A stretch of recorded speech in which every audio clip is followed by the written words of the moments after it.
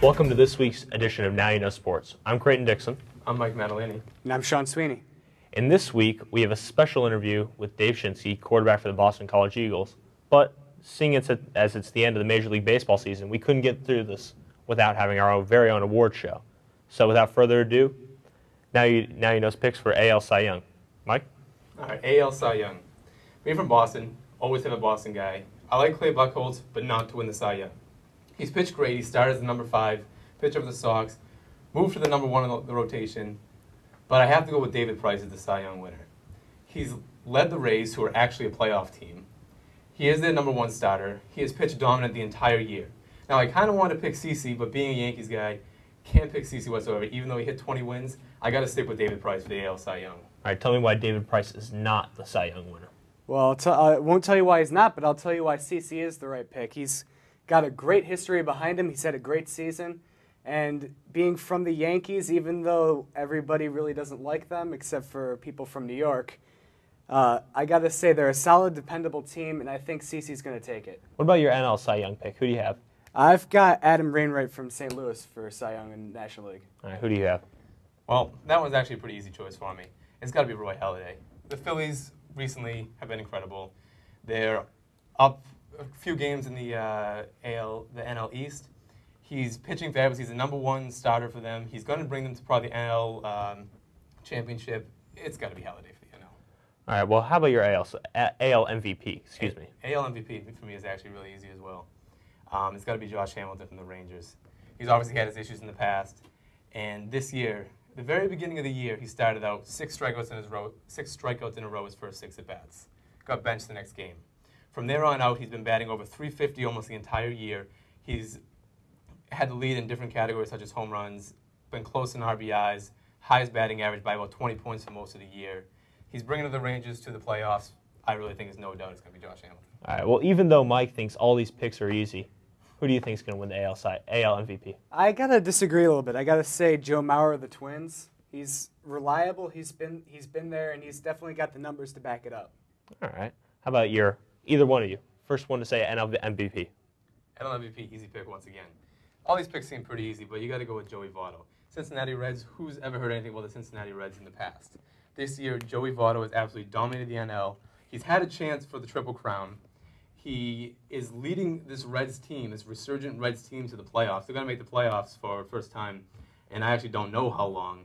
I really don't think there's a doubt that anyone's going to take out Votto for the NL MVP. Well, you're our Ohio kid. Why is he not going to win the NL MVP? I've always been partial to the Indians. Reds have always been that other Ohio sports team, so I'm going to actually have to go with Ryan Howard of the Phillies. I think the Phillies are a pretty dependable team in the past, and I think Ryan Howard's just going to take it. Well, I think you guys are disqualifying a little guy I call Mark Reynolds, and all those strikeouts matched by the home runs. Calling you out, Mark Reynolds. Change that strikeout rate. All right, who's your AL champ and NL champ? AL champ, NL champ. We'll start with the AL. Just because I can't pick the Yankees, so we're going to go with the Rays to win the AL. They're still a young team. Their pitching staff, I think, is all right. I think their lineup is what's going to take them. I think their energy is what's going to take them, and I think they're going to go back to the World Series. How about for the NL? NL, it's got to be the Phils. They are just too hot right now. Yes, the Reds are there, but no, I don't think the Phils are going to get taken out. They're going straight to the World Series. So you like their 3 pitchers take them to the World Series for the 3rd straight year? Well, it's not only the pitchers. It's got to be their lineup, too. They have a fantastic lineup all the way through. They're not going to be stopped. All right. Who's playing the World Series this year? I got to say the Yankees are going to take the American League. They got the history. They got the roster. They've got, it's written in the stars for them. Even though I like to root against the Yankees, I think they're probably going to take the American League. National League, I got to agree with the Phillies. They're a great team. They're really hot. I think they're a good choice. But I got to say, I think the Yankees are going to win it in 5. So he's calling the rematch. Yankees win again. Who are you saying? It's going to be the Rays this time. Sox are in the AL. Yes, it's an AL East rival, but, I'd rather AL win than the NL. So I really think the Rays are going to do it in 6. Well, this is what happens when I hang out with these American League guys. Personally, I'm calling the Rockies to win the World Series this year. Happy Rocktober, everybody. We're going to swing it over to our interview with Dave Shinskie now. I'm here with Dave Shinskie, starting quarterback for the Boston College Eagles. And thank you again for coming on the show. Now, can you tell us a little bit about the transition from playing baseball professionally to being the starting quarterback for a Division I football team? Well, it's been very interesting, to say the least. I came right out of high school to play minor league baseball, and I had to jump right in, get my own apartment, and things like that, pay my own bills, hanging out with older guys that were in college for 3 years, and that was very interesting. I came here, and you got to go to class, you got to listen to your coaches, your teachers, and it's just been well, it's almost a reversal of roles. Yeah, it's head over heels, just different. And when I first got here, I didn't know what to expect, but all the people around me, the people of Boston, people of Boston College, all the students I've talked to are just awesome, and making the transition very easy for me. So, what's something you learned playing baseball that you've been able to bring to being a quarterback? I'd say maturity, composure is a big thing. I was competing for my job every day, pitching, relief pitching. I was a starter at first, and then went to the pen. But every day you're competing for a job. It's you get paid, and that's nerve-wracking, being out there and giving up 5 runs in 1 inning, and you don't know, if you're going to be on the roster the next day. I feel that kind of helped me out with, last year winning the starting job over. Well, I was going to ask you about that. So what's it like this year? Last year you were in the battle for the starting job, but now coming into this year you were number 1 on the depth chart. How has that changed your mental preparedness going into games? Well, I mean, it's just like any sport. When you're called on and you're called to run the team, you have to do what you have to do, and that's where I strive, and that's where I'm my best, is when the team needs me. I love playing football, and I love playing baseball, and I've always had my eye had the focus on me. So I've just always been in the spotlight, so I have to perform. Well, you don't shy away from the spotlight. Being a pitcher, being the quarterback, you're kind of the center of attention there. I mean, yeah, I always wanted the ball. Even as a little kid, I was on all-star teams. I'm not tooting my own horn here, but well, rightly so. It is what it is. I mean, I love to play sports and be competitive at them.